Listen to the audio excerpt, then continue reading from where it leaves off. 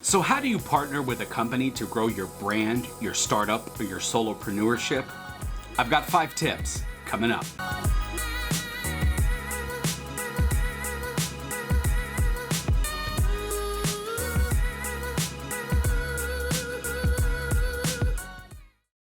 Hello everybody and welcome to Expert Influencer Academy. I'm your host, Charles Watson, the founder, and on this channel we help startups and solopreneurs position, package, promote, and partner so that you can monetize your content on the top 5 social media platforms. If this is your first time to our channel, please consider subscribing.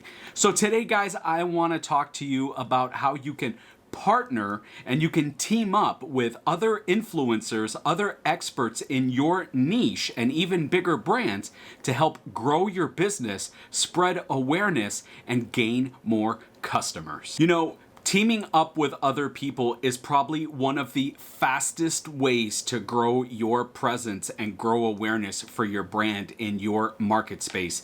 And there's a lot of different ways that you can do it. And teaming up with someone is really not that hard. You would really be surprised how easy it is and how willing other people in your target market and in your niche are willing to collaborate and work with you to build your brands together. So how are we going to do that?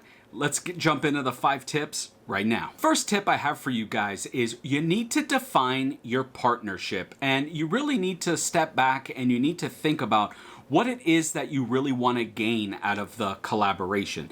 You know, here at Expert Influencer Academy, we started a vlog and a podcast called Social Light, and I basically just invite people onto the show to tell their story, to share with my audience how they got involved in their market, what they've learned, and any tips that they might have for beginners that are looking to get into the same niche that they're in. And I really found that this is a great way to team up with people and understand what is really the obstacles that other entrepreneurs and business owners are facing. It gives them a great chance to come on and share their story. My audience, they get in front of my audience and then they share my content with their audience. So it's really reciprocal. So you need to sit down and you need to kind of hash out what your goal is. Is your goal to collaborate on a digital product and generate more sales? Is your goal to generate more leads from a sign-up sheet? Is your goal just to educate your audience and provide value for them and expose them to other areas of expertise that you might not be an expert in? All of these are great goals, and all of these are real, and you can do all of them, but just work on one at a time. So one interview, one goal. Define what you want out of the partnership. And this is super important to remember. Your collaboration and your partnership should benefit all parties involved. You should benefit from the partnership and the collaboration, and the person that you're partnering with needs to benefit. It can't be one-sided. People are less likely to work with you if they feel like they're not getting value out of the partnership. So keep that in mind. The second tip I have for you guys is know what you bring to the table. Know your position in the market space and know the value of your brand. Obviously, you started your business, you started your solopreneurship because you have identified a problem that consumers have in your market space. So when you approach a business partner or when you approach another expert to collaborate with them, you really need to sit down and explain to them how your product and how your interview is going to benefit them and what you bring to the table. Both partners should be evenly matched. You have a better chance of collaborating with someone that is about the same size as you on the social media platforms, maybe a little bit bigger.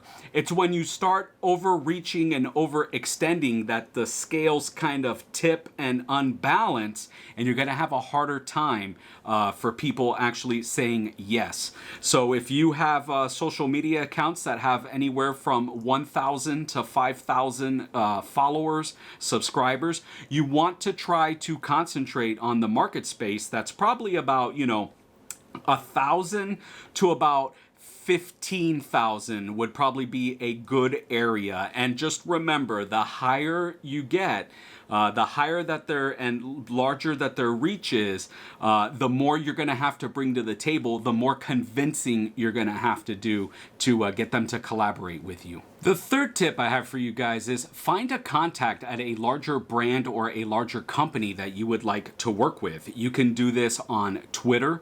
That's how I was able to get my foot in the door with Inc. Media and be invited to be part of their solopreneur mastermind group. That's how I was able to reach out to Success Magazine so that I can curate content for them on our Facebook page.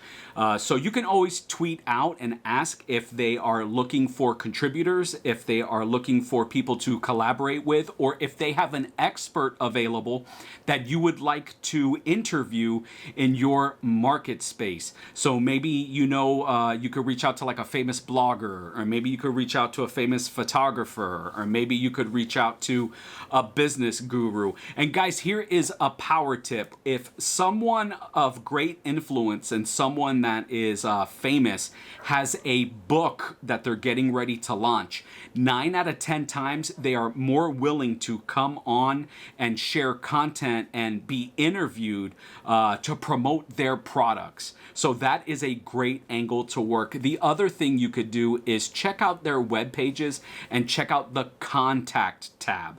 Usually they have names of people you can shoot an email to. So if you have a proposal that's ready to rock and roll, you can shoot it over to there. Again, I did that for Inc. Media and was able to make contact with one of their editors. So that is another super trick and another power tip that you can use to reach out to people to collaborate with them on different projects. Guys, the fourth tip I have for you is you need to make sure that your goals align. You need to make sure that you're reaching out to people in your own industry, in your own niche. Like as an entrepreneur and as a solopreneur, we wear a lot of hats, right? Like we have to be the marketer, we have to be the content writer, we have to come up with the director, we record the videos, we edit the videos, we schedule the posts, we deal with customers, we take payments, we have so much stuff to do that it's really unrealistic that you have mastery of all these skills. So a great thing to do is to reach out to someone that has a different mastery in a skill set than you and invite them to come on and share their information and share their skill set and their experience with not only you but your target audience. Plus, you guys, you get to learn something. You have professional one-on-one alone time with these guys. You get to steer the interview. You get to steer the collaboration.